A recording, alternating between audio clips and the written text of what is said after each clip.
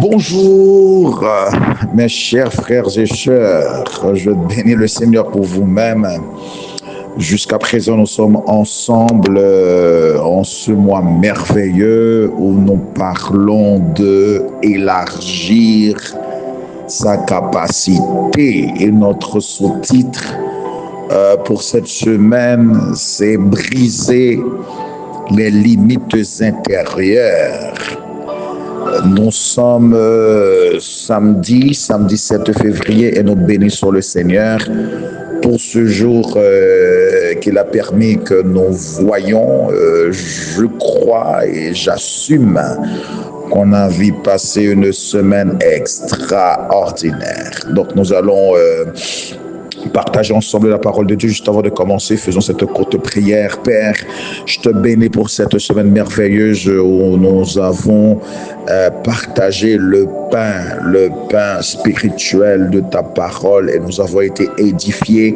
Nous avons beaucoup appris sur la mentalité fixe versus la mentalité de croissance. Tu veux de nous une mentalité de croissance, car comme disent les Écritures, tel est un homme, telle est la pensée d'un homme, tel il est. Nous sommes notre pensée. Tu nous apprends en cette saison à maîtriser notre pensée, à aligner notre pensée sur ta volonté. Père, bénis-nous ce matin vendredi, un jour extraordinaire que tu as fait. Nous sommes disposés dans notre esprit pour recevoir tout ce que tu as à nous dire. Merci Seigneur. Au nom de Jésus-Christ, nous t'en prions. Amen, amen. Frères et sœurs, nous parlons de la mentalité fixe et la mentalité de croissance. On avait dit que celui qui est dominé par la mentalité fixe croit que tout est fatalité, que tout est innéité, que tout ce qu'on peut faire est fonction de ce qu'on a reçu à la naissance. C'est les personnes qui se limitent et qui croient que leur intelligence, leurs talents sont innés et immuables. On n'y peut rien faire. Il n'y a pas d'effort à dégager. Avec la mentalité de croissance, on avait compris que le succès, la réussite d'un homme ne dépend pas de son environnement ni de sa naissance, mais de ses actions et surtout de sa relation avec Dieu en ce qui nous concerne. On avait compris qu'avec la mentalité de croissance, il faut avoir en tête que l'autre n'est pas supérieur à moi, il peut être différent. C'est une mentalité qu'il faut avoir. Vous savez que Dieu attend de nous la dignité. L'une des paraboles qui explique mieux l'intention du royaume de Dieu pour nous, c'est la parabole où Jésus-Christ parle de frapper. Si on te frappe sur la joue, sur le joue gauche, on tend le joue. Si on te frappe au joue gauche, au joue droite, tu adresses le joue gauche. Qu'est-ce que ça voudrait dire? C'est que dans la tradition juive, quelqu'un qui se sent supérieur, quand il te frappe sur la joue droite, pardon. Il te frappe sur la joue droite avec le revers de main. Donc, quand on te frappe sur la joue droite avec un revers de main, l'autre t'a humilié, te montrer que tu es inférieur. Et Christ invite à riposter, à afficher son égalité. Il a dit de tendre la joue gauche. Avec la joue gauche, la personne ne peut pas te frapper d'un revers de main. Il doit utiliser la paume pour te frapper. Et quand on frappe quelqu'un avec la paume, c'est pour dire dans la tradition que tu es mon égal. Je ne te frappe pas sur la joue. Je ne te frappe pas d'un revers de main. On frappe un esclave d'un revers de main. Mais quelqu'un qu'on veut frapper, on a une altercation, etc., qui n'est pas ton inférieur, tu frappes avec la paume. Christ a dit, il faut donner la joue gauche comme ça l'autre sera en situation de te frapper avec la paume. Donc Christ n'invite pas réellement à donner la joue, mais c'est une façon de nous dire qu'il ne faut pas laisser les autres vous humilier. Il ne faut pas se croire inférieur aux autres. Il faut toujours comprendre par la grâce de Dieu qu'on est égal aux autres. On peut toujours être différent, mais on est égal puisqu'on est utile. Je vous ai dit que l'anus peut être l'organe le plus méprisé. Mais l'organe la plus méprisé, mais c'est un organe très important. Très important. Si quelqu'un ne défèque pas, vous savez ce qui peut arriver. Donc, ta valeur est dans ton utilité. Donc, c'est une mentalité qu'il faut avoir et qui est très importante de ne pas se croire inférieur, mais de toujours penser à son utilité. On avait compris aussi qu'il faut être responsable. On peut ne pas avoir été coupable de sa situation. On peut se retrouver dans une situation. Mais si on reste dans la situation, personne d'autre n'est responsable. Il n'y a que toi, que moi qui sommes responsables. Donc voilà, il faut prendre sa responsabilité. On avait aussi vu que les règles, les principes, ceux qui réussissent dans la vie, ce sont ceux-là qui obéissent aux lois, aux principes. La mentalité fixe qui pense que tout est déterminé à la naissance est conduite par une mentalité désordonnée, une désorganisation dans la mentalité. Pendant que, si vous regardez autour de vous, ceux qui se développent sont ceux qui alignent leur vie à des principes. Donc, Dieu avait dit à Josué, si tu veux réussir dans la vie, c'est pas une question de mortalité, c'est pas une question de natalité, de généalogie, c'est pas une question d'environnement. Si tu veux réussir ta vie, Josué, respecte les règles, discipline ta vie. Donc voilà, mon frère, ma soeur, ce qui fait réussir. Et aussi, il faut valoriser les petites choses. Donc, c'est ce qu'on avait vu la fois dernière et reconnaître que il ne faut pas toujours se plaindre. Je suis haïtien. Si j'étais américain, si j'étais né aux États-Unis, c'est une mauvaise mentalité. Dieu t'a créé en Haïti, c'est parce qu'il sait que tu transportes un potentiel qui peut réussir en Haïti ou qui apporte quelque chose dont Haïti a besoin. Donc, ce qui fait en réalité, celui qui a la mentalité de croissance, ne conditionne pas sa mentalité au conditionnement, à la réalité haïtienne, mais il croit en lui-même. Certes qu'il est né en Haïti, mais il s'identifie au ciel. Alléluia. Alléluia. Donc on avait vu aussi, il y a une autre mentalité de blocage, c'est la peur de l'échec. Tandis que l'échec, c'est un apprentissage. L'échec n'est pas une finalité ni une destruction en soi. L'échec, c'est une école. L'échec, c'est une classe. L'échec, c'est une leçon à maîtriser.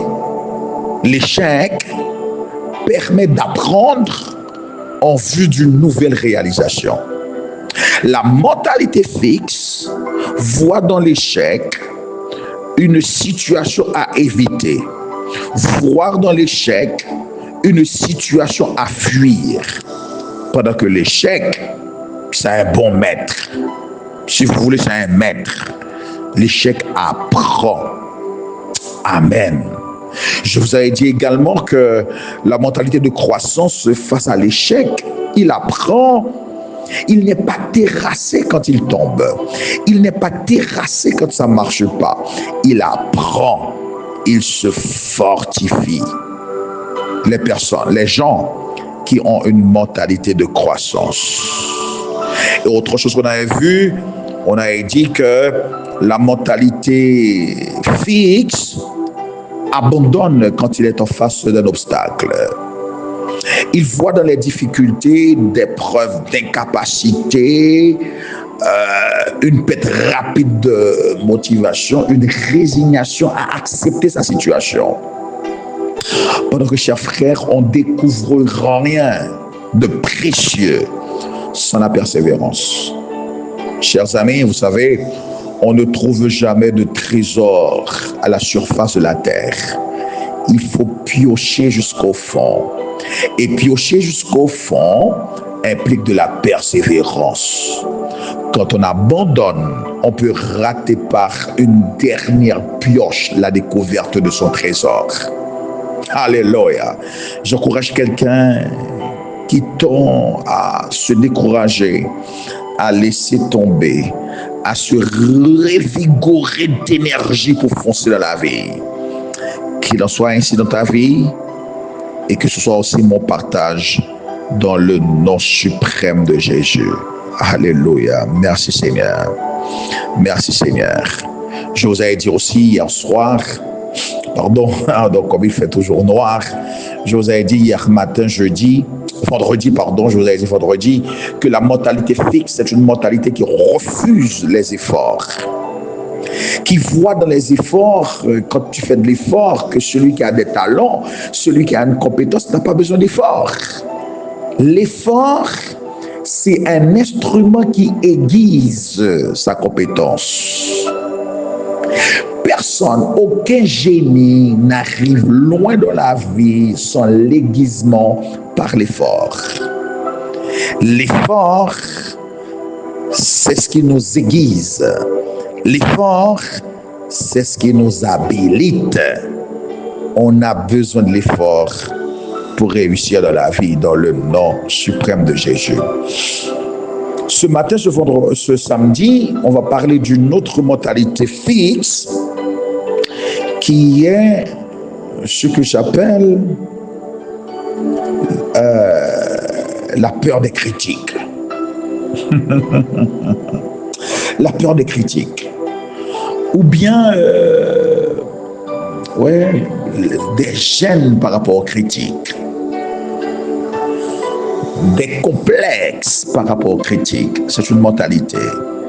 Il y a des personnes dans la vie et qui peuvent aller très loin, qui ont un gêne d'accepter des critiques, même constructives, qui refusent d'accepter et de s'ouvrir à des félicitations, à des applaudissements, qui se sentent gênés, ces personnes-là, d'accepter quelque chose qui est vrai par rapport à soi-même. C'est un complexe.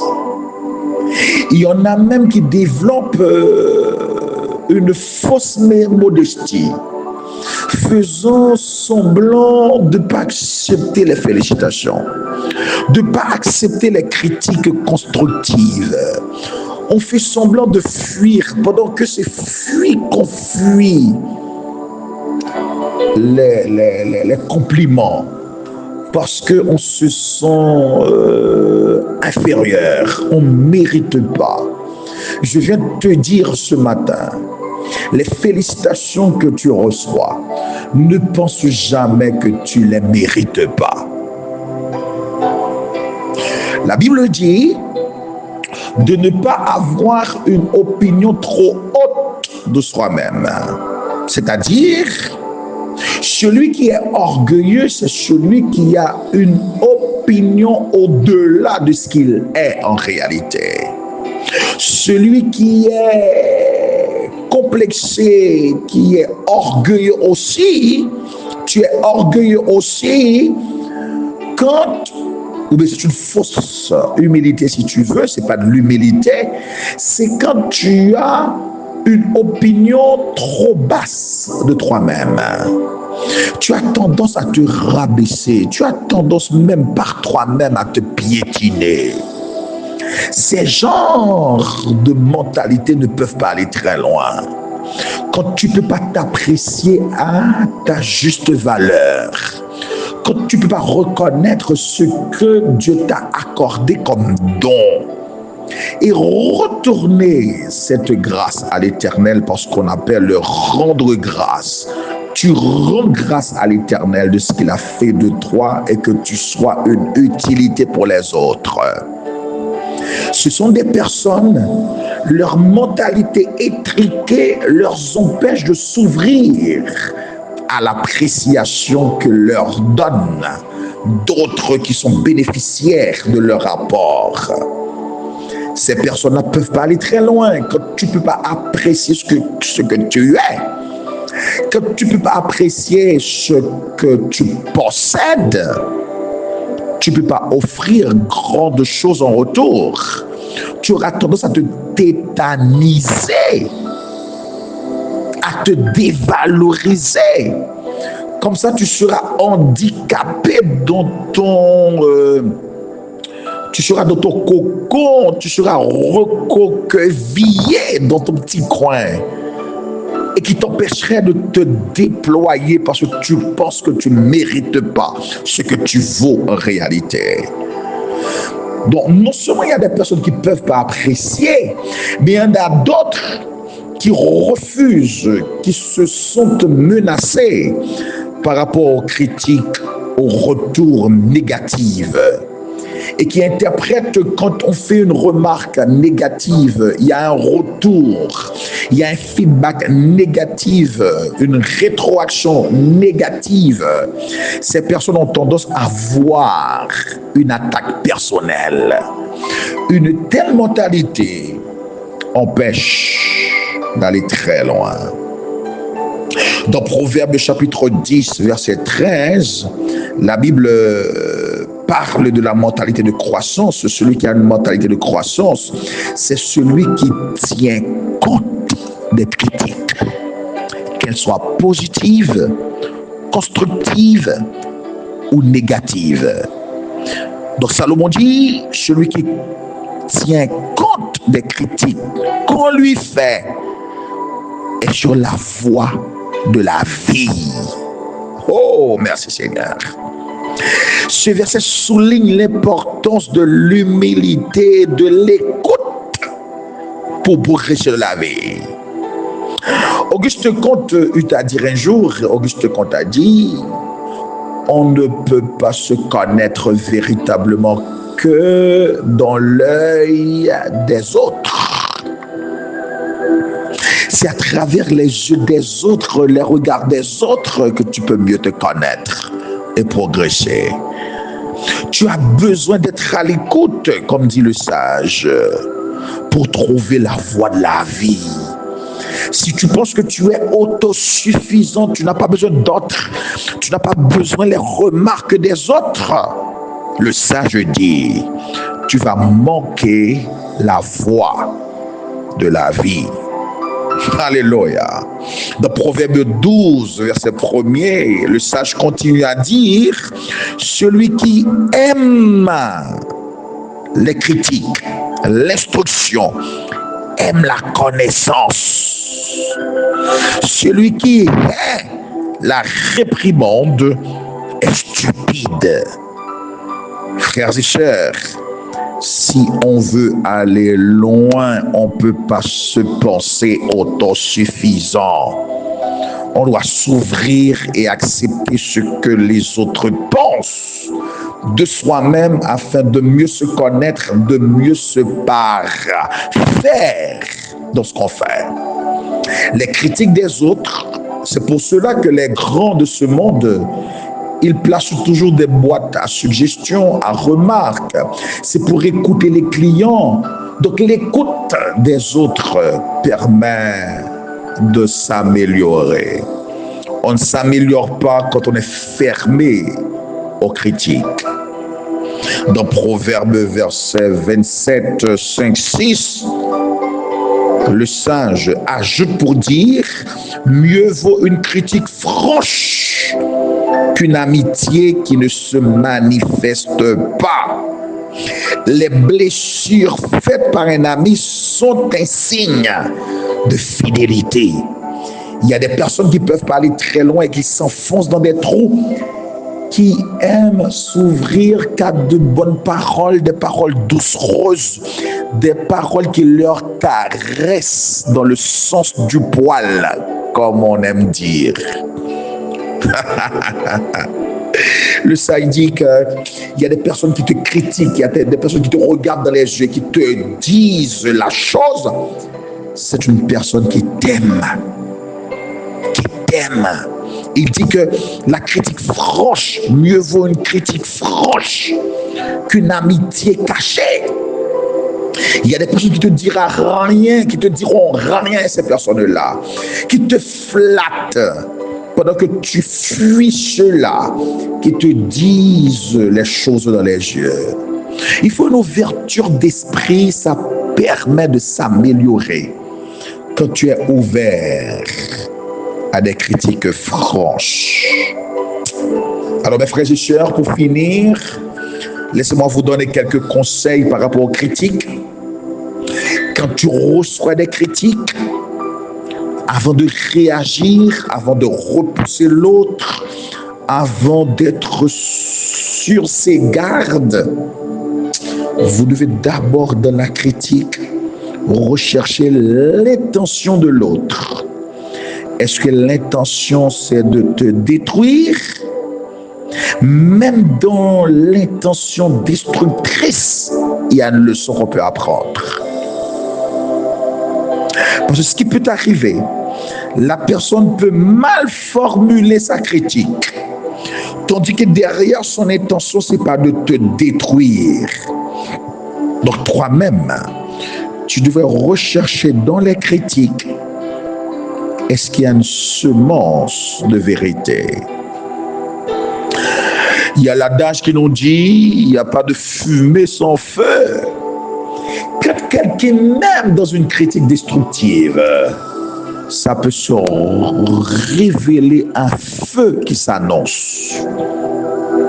Tu dois prêter attention à l'intention derrière. Est-ce qu'il n'y a pas quelque chose qu'on doit apprendre de ce que disent les autres?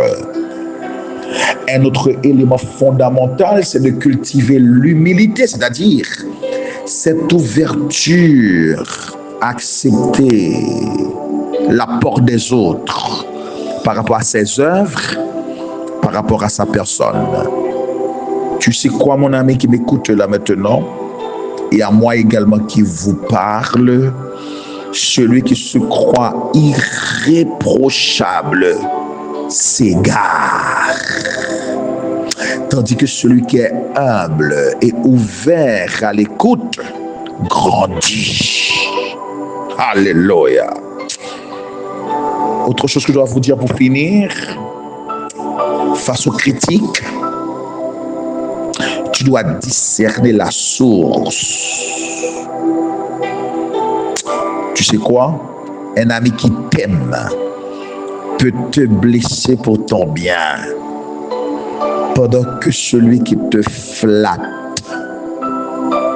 il cherche un intérêt.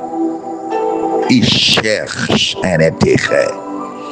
Tu dois apprendre à découvrir qui est réellement ton ami et qui est fidèle, même quand il te blesse. C'est parce qu'il t'aime. Oh, merci Seigneur.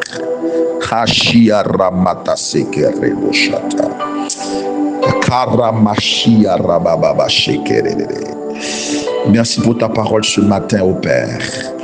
Merci de nous apprendre l'humilité, à nous ouvrir aux critiques, à discerner la vérité dans les critiques, dans le but de nous améliorer, dans le but de nous parfaire. Je t'en prie, Seigneur, donne-nous cette sagesse, dans le nom suprême de Jésus. Maintenant, je lève ma main droite vers le ciel et je déclare sur ta vie en ce samedi En ce samedi 7 février, j'appelle sur ta vie la bénédiction divine, la grâce divine. Je déclare, oh Saint-Esprit, Shikarabasheke, Komasiarabashaka. Le soleil te sera favorable. Tu ne seras pas frappé par les rayons du soleil. Tu ne seras pas frappé par les rayons de malchance. Tu ne seras pas frappé par les rayons des épidémies. Tu ne seras pas frappé dans le nom suprême de Jésus par les assauts de l'ennemi. Je déclare sur ta vie, tu trouveras un moyen de toujours t'en sortir. Je te bénis ce matin. J'appelle sur ta vie en ce samedi les faveurs. Je déclare et décrète sur ta vie. Tu attires des personnes favorables. Tu attires des faveurs préférentielles. Tu attires des grâces. Je prie sur ta vie en cet instant. Tu attires la connexion nécessaire pour ta promotion, ton élévation et ton déblocage. Dans le nom suprême de Jésus. Passe un très bon samedi. Le temps de vous rencontrer ce dimanche pour un culte spécial. C'est un culte où l'on va accompagner les jeunes dans leur engagement à rester chaste et pur sexuellement. Bon samedi et que la grâce du Seigneur soit sur vous.